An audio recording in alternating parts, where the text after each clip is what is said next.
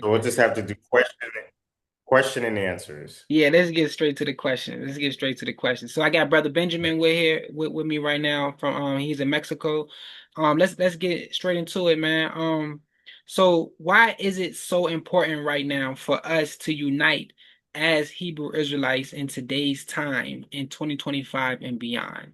Can you elaborate to the people? It's necessary now more than ever, especially considering everything that's happening in the world. Mhm. You have Russia, China, you have the United States. All these nations are making moves, and believe it or not, those moves that are being made are are biblically prophetic. So the only real missing piece is biblical Israel, not the quote unquote state that's been, created by, the Khazars and the British. We're talking about biblical Israel. What role do they play in Bible prophecy? So our role is we're to regather as a nation. That's our role, to regather as a nation and to be the Most High's hammer of judgment. And so us being scattered, us being divided, we're not living up to our role in Bible prophecy. So, some people may say, well, the Most High is going to do everything. No, we have to play a role. We have to be active. You see what I'm saying? When the children of Israel left Mizraim the first time, they had to be obedient. They had to be active. There was things they had to do. They didn't sit back and just, let everything be. When we went into the land of Canaan the first time, we had to be active. We had to go out there. We had to fight. And believe it or not, in the days to come or in the years to come, we're going to be fighting wars as a nation, as a people. And so that's what Bible prophecy says we will do. And that's what we have to prepare our hearts and our minds to do, if that makes any sense. Okay, okay. So basically, we have to become a nation that's spoken about in the scriptures. Right. We have to, bring the book to life. We have to bring that to life. Okay. So it's important for us to do that in these times. While we see the world system is falling, we have to be the ones to be like, you know what, we see the system is falling. So let's go Right. ahead and prepare for our world, start Mhm. preparing for our world, and it starts with us, taking action, making moves, actually, acting these things out, being a doer, doing the do, doing the work and gathering, Mhm. together, becoming a nation, becoming a Right. nation. All right, so now let me ask you this. How important is it for us as a nation to have our own defense force or security force department? How important is that? And can you elaborate to the people about that? Well, I'm famous for saying, you don't have a nation if you can't protect it. Hmm. You don't have lands if you can't protect it. You don't have anything if you can't protect it. It's not yours unless you can protect it. And when we look at what has happened with, colonization, the people obviously couldn't protect what they had, so they lost it. You see what I'm saying? And so the thing is, when our people, we look at nation building as, oh, we're making music, oh, we're, we got some incense and oils, and we're doing all this creative stuff. That's not nation building. Nation building is economics and defense. That's what nation building is. Okay, because that's what it takes to keep a nation in movement. That's what it takes to develop a nation and to sustain a nation. So if we're not thinking about how we're going to defend it, we're never going to be a nation. We're always going to be victims in waiting, waiting to see what they're going to do to us next. And that's the thing. Lately we have to sit back and see what the other nations are going to do to us. We have to sit back and see what Russia's going to do, what China is going to do, what America is going to do, what our own governments are going to do to us. And we have no fight. We have no mind to fight because we're all afraid. We're afraid to build a system of defense to protect ourselves. So we sit back, we watch the cops assassinate us in the streets. We watch these racist, supremacist gangs attack us and abuse us, and we come out and we complain on social media. Well, what are you going to do about it? When do we start to actually defend ourselves? And I'm not talking about through protesting, because protesting isn't going to do anything. Protesting is a cowardly act, believe it or not. You have results when you meet your opposition the way they met you. And sometimes it has to be through violence. Gotcha, gotcha. I mean, it's important for us to be able to protect what we have. That's important. Um, Even when it comes to Japan, they may not have quote unquote a military, but they have a defense force, you know. So it's important for us to be able to defend our nation. Not saying that we're going to be the ones trying to start fights and doing this, but we want to be able to protect ourselves when the nations is going to come against us, because the scriptures tell you, the prophets say they're going to come against us. They're going to come against us, and so we have to be able to be ready for that. Be ready for that. Be in defense, and just defending. And when it's time for us to defend, then we will, have that offense, ready. So that's important. I mean, I understand that. I understand that. Now let me ask you this. Let me ask you this. Taking control of our own identity as I say identity, taking control of our own destiny as a nation, is that achievable? And if so, please elaborate. Please Um, elaborate. Mhm. Taking control of our destiny is completely achievable and is completely possible. What we need are people who are going to participate. And it doesn't take a lot of people to make this happen. Mhm. It doesn't take a 100% tile. We don't need everybody. We just Mhm. need a few smart, driven individuals. When you look at America's elite or any country's elite, every country has an elite class, right? Mhm. So what the elite class does is a collection of families that come together. These families make an oath with each other. They say, listen, we're going to stick with each other through thick and thin. What they do then is they pool their money together. When they pool their money together, they buy all the land and all the resources. And what it is that we have these days is America's ran by an elite class. Kenya, Uganda, Nigeria, China, Russia. They own all the land, right? And the thing is, we just live on it. This is why they're able to tax us. This is why they're able to, police us because they own all the land and all the resources. They decide whether or not you work. They decide whether or not you eat. They decide what your taxes are. It's an elite class. So what our people need is we need an elite class, right? And the scripture says, the children of the world are wiser than the children of light. We should take notes from that because it's true. They know how to systematically develop an elite class that keeps stability. So once you have an elite class, you own all the land. People have to follow your rules, right? And if you don't follow those rules, you either get put out or you go to jail. Now, our destiny no different. The scriptures say a lot of what happens in prophecy, but there's a lot left out. We don't know how we come to prominence in prophetical times when it talks about us regathering as a nation, being a nation again.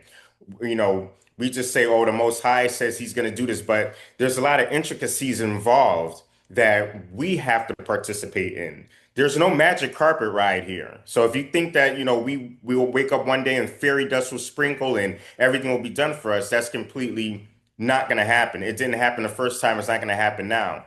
There's going to be bloodshed. There's going to be wars. There's going to be building of governments.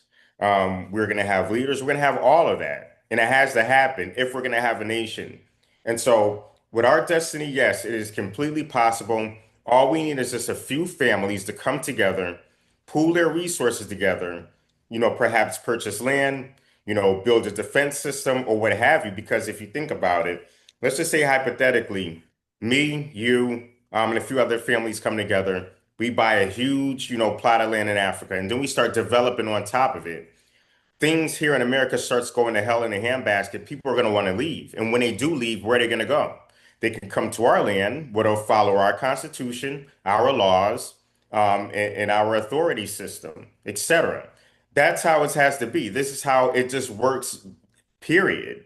And that also it keeps order. It prevents chaos. We need a structural system, and we need rules. We need a constitution. We have a Torah law, which is our chiefest of the constitution. So yes, our destiny is fully possible. We just need people to participate. We need to set egos aside. What tends to happen is with our people is doctrine. We get into doctrinal wars. I believe this is the Messiah. I don't believe in Christ. I believe in Christ. The new moon is this time. The Shabbat is this day, and we fight over the most insignificant things that, at the end of the day, we're still here. We're still in captivity. We're still in poverty. We're still in this situation. Look, we need to come to a point to where say, listen, you believe this, brother? Okay, cool. Amen. God bless you. I love you. How much money you got to put together so we can buy this plot of land? How much money do you got, my brother in the Nation of Islam, to help us, buy this land to grow fruit or whatever? How much do you have for this building project development? That's what we need to be focused on, economics. Everything's economics. This is why the Europeans, the French, the Portuguese, the British, despite they all have religious and doctrinal differences, can come to Africa and divide it like a pie and rule over it till this day. They're smart enough to not let doctrine get in the way of business because having your own land, having your own defense is business. Yeah, I mean, most definitely, most definitely. To put destiny back into our own hands, those things, need to take account for. Like we need to have lands that we own, or that we have, as communities, as families, we need to have, different resources that we have, like education, we need to be able to build these things, we need to have this architecture, to be able to develop these things and be able to build. Like we don't need to depend on the other nations to build us a school. We don't need to depend on the other nations to build us hospitals or medical centers and things like that. We should be able to be like, you know what? All right, we have the mindset, we have the knowledge, we know the ins and out. A lot of our people understand architect. A lot of our people are nurses and doctors. A lot of our people are physicians. A lot of our people are teachers. So let's put our wits together and let's develop these things, so that way, we're having these things amongst ourselves and we're able to trade amongst ourselves. This is important on what you're saying. So I believe we are on the verge of actually, doing that. And is you got communities that have been already, going in that direction, what I'm saying? So we have to actually be like, okay, let's unify this thing, to a point to where that now we operating as a governmental nation. All right. And like you said, set aside our doctrinal differences, set aside things that we may, disagree with, and focus on the things that we do agree with, because we have a lot in common. I say this a lot. We have more in common than we do differences. So we focus on those things, and building this government, it's not going to be something easy. It's not going to be something hard, but it is going to take dedication. It's going to take dedication. It's going to take a lot of conversation. It's going to take a lot of action. It's going to take a lot of understanding each other, and a lot of just seeing things from the different phases that we have to take it to get to where it needs to go. It's not going to happen overnight, but it's going to happen. All right. So now let me ask you this. What are three key principles we need to become a self-reliant nation in today's society? What are give me three key principles that you think? Three key principles. Mhm, Well, first of all, for our nation, we need to at least agree that Yahuwah is the Most High. That's the key. That's top of everything. We have to mhm, agree on that. If we can't agree on that, then we'll have problems. mhm, He's the most high. He's mhm, the captain of the ship. mhm, Second, we need hardworking and driven, courageous individuals. mhm, We need people who are visionaries. We need mhm, people, and this kind of goes into two and three and four. We need people who are visionaries. We need people who are smart, intelligent, not foolish, not loud, not stupid, and not gonna make us look bad in a public eye, like we have a mhm, lot of our people that do. mhm, Um, we need people who are willing to shed blood and have their blood shed. That's number three. Willing to shed blood and have their blood shed for this cause. If you're not willing to die for this cause, then You can forget about it. Every nation that has risen and fallen has because there are people willing to shed blood and have their blood shed for whatever cause or agenda that they will have. Look how we got America. Look how, we got the land of Canaan. Well, look how the colonists got America, rather. They shed a lot of blood. And then throughout the Civil Wars, they had their blood shed because, they believed in slavery or didn't believe in slavery, whatever. Every great thing is going to be determined on shedding blood. And that's one thing that we have to be prepared for in the time to come. This isn't going to be an easy, kumbaya. We're going to buy our way into this. We're going to protest our way into this. We're going to petition the government our way into this. No, it's not going to happen that way. It's going to be a very, very violent ordeal, and we have to be prepared for that. And we have to start wrapping our heads around it because we just feel like, oh, the Most High is going to come and he's going to gather us and, we'll all just be somewhere and we'll just be hanging out. No. The first time we left Mizraim, we shed blood and a lot of people got their blood shed. That's what's going to happen. It's going to be a very violent situation. Nation building is a violent process. Every nation has been built, has been through violence. And we have to get used to that thought process. Well, yeah, let me say this. I mean, that when it comes to violence, violence is a part of life. Right Hmm. now, instead of because people can hear this and they can look at it like, is a part of life. It's a saying that you say if you can't find something to live for, you find something to die for, which is pretty much the same thing. So, but the thing is that we have to be prepared, you know, for to be able to fight what we believe in. If when it comes to that, because the prophets say it's going to come to that, the nation's going to stop fighting each other. Then they're going to Hmm. say, "Hey, go get our slaves. They're Hmm. gathering. They're becoming a Right. nation. Go, Hmm. we need to go get our slaves." And then they're gonna come and try to fight against us. All right. Hmm. And yeah, we in the scriptures say we will be physically fighting, but one thing about us, we're gonna have the most high on our side while we actually, physically defending what we're living Right. for. I'd rather Hmm. say, we wanna live for this than rather say die for this. We'd rather we want to live for this. This is what we're gonna live for. We Hmm. find something that we're living for. We're developing a governmental system that we can live for. That this is something that's better, that's gonna bring life, to the Hmm. world. Something that's gonna bring life. To our children, something that's going to be Hmm. sustainable. Because if we don't do this government, then we can end up being wiped off the face of the earth. So Right. it's something that we're doing to live for, rather than to die for. It's rather for us to live for, you know. So it's important. Like I said, die for and live for the same thing, but we want to promote more so that this is for us to be able to, to bring life back into the world. And this is why, it's important for us to formulate this thing, because we're going to bring life back to this world. We're going to bring health initiatives back into the world. It's going to give people life, food and life driven, purposes when it comes to health. We're going to give life education, knowledge to the people that's going to help them sustain themselves for years. We're going to be able to build, institutions that's going to help us, be able to promote, a life sustainable living way. Without us doing this, the world is going to crumble and be big pharma is killing us, right now. Right. So we And so and Pla, I don't mean to interrupt you. yeah, you good. But the thing is Hmm. to get to that point, because what we like to do a lot is we like to jump ahead and Hmm. say, oh, and you're right. Everything you just said is correct. We will do all those things. But first things first.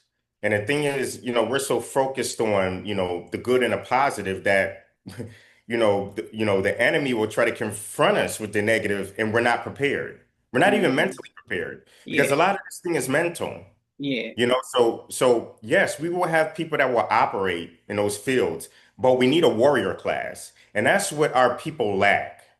We have a creative class, we have an entertainment class, we have an educational class. The reason why we're still victims to this day, we don't have a warrior class. Nobody wants to think or talk about war. Nobody wants to think or talk about conflict. And this is why we are still where we're at. This is why we're not taken seriously. This is why people can poke shots at us because we don't have a warrior class. Hmm. And that's what we're missing. This is why I say, yes, all those things are great. Those things are beautiful. But who's protecting the fort? Hmm. Yes, the Most High. In the days of King David, the Most High was there. But what was King David doing? He was out handling business, shedding blood, right? That's what Saul had to do. That's what David had to do. That's what Joshua had to do. That's what Moses had to do. For some reason, our people just don't want to confront the reality that this is going to be a violent conflict first before we get to all those good things. Well, You see what I'm I wouldn't say it's going to be a violent conflict first, because the scriptures tells us that when we start when we're already building this government and we're operating on it, then the nations is going to come against us. But You but know. but but Hmm. Palal, you have to ask yourself, Hmm. how do you get there? Okay, so Hmm. let's and I like this discussion. Me and you, we Hmm. always go back and forth offline. So Hmm. think about it. How do we get there? So are we just gonna one day just like just start building the government and think that nobody's gonna bother us? No, I'm No. not. Yeah, that's not. No, now what? Now, when it comes to having defense classes, okay, in the defense force, that's Mhm. still, that's eligible, with the parts of the different sectors of the government. All right. So we got education, we got security, we have farming, we have architecture, we have these things. All these things matter, Now we can have we are going to have, defense department, a defense force and all of that to protect our nation. But is there for a specific reason when the nations is going to come and try us, when they try to try us. So when they try to try us, we already prepared because we already been training for that. We already have a department for that. We already, we're ready for that, mentally, spiritually, and physically, so it's important for us to even when, this government is being established, it's important, to understand to take care of your health, to take care of, can you hear me? It's Yeah, I can important, hear it's you. it's important for us to take care of your health, so you can be Of able to course. to Of take, so course. you can be, because if we ain't healthy, how we ain't gonna be able to defend ourselves. We gotta be in this defense classes, we gotta be able to have what you call you know classes about, you know um karate, if you want to say karate, or you want to say, different aspects of martial arts, or different aspects of, army strategy, training and things like that. That stuff is very, very important, you know, when it comes to having a nation to be able to protect itself. Because if a nation can't protect itself, they will get conquered. Mhm. So no, I'm with you with that. I'm with you with that. I'm with you with that. But all of that coincides with each other. Having a nation, all of that coincides with each other. You can't have a nation without having something to protect your nation. You can't have a community without having things set up to protect your community. Mhm. So that stuff it comes with the territory. It comes with the territory. And you mentioned a couple of things about King David, and we read in the scriptures how people were fighting, people were protecting their kingdom. They have to go and protect their kingdom and conquer other kingdoms, so those kingdoms won't, try to conquer them, or pretty much they end up conquering them because they tried to that kingdom tried to conquer their kingdom. So Right. that stuff is important. And Mhm. I don't want you to think that it's not important, but before we even get to the point where people or nations are trying to conquer our government, we have to have Mhm. a government first. You know what I'm saying?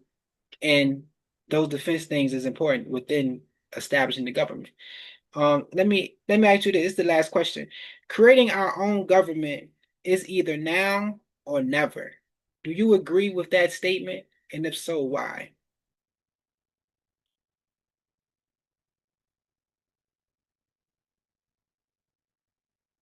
Can you hear me?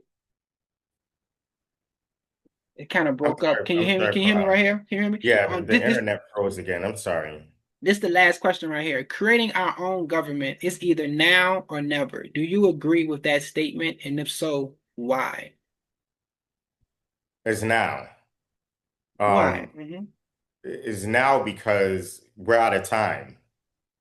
You know, this is the awakening, as we know. So this is the time to actually get on one accord.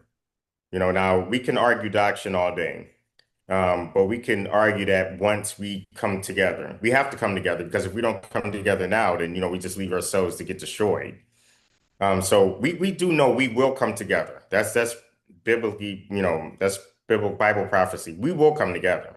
You know, the thing is, how we get there, that's, that's up in the air. Yeah. The Most High, yes, he will decide, and he's putting people in place to make things happen. He uses people.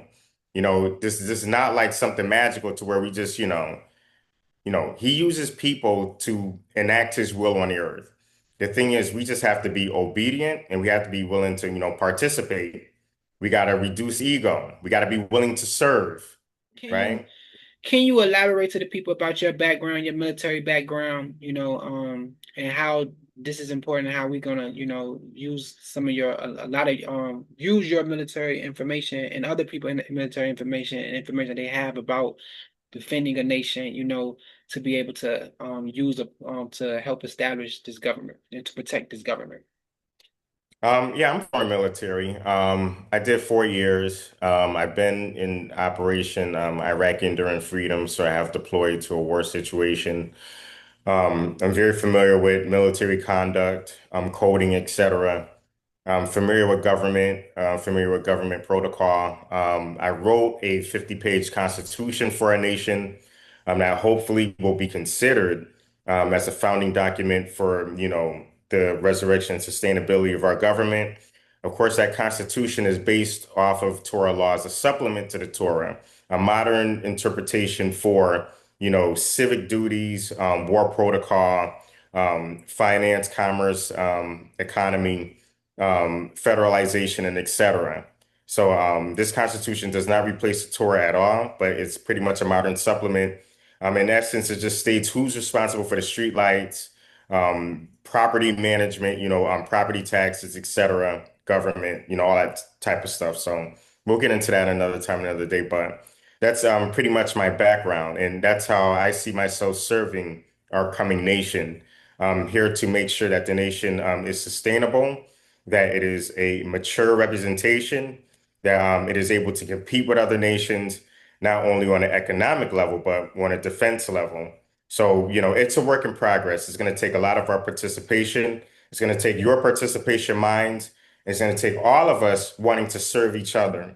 None of us coming in as a messiah, a king, a president, or commander, but all of us coming in saying, what can I do for my fellow brother?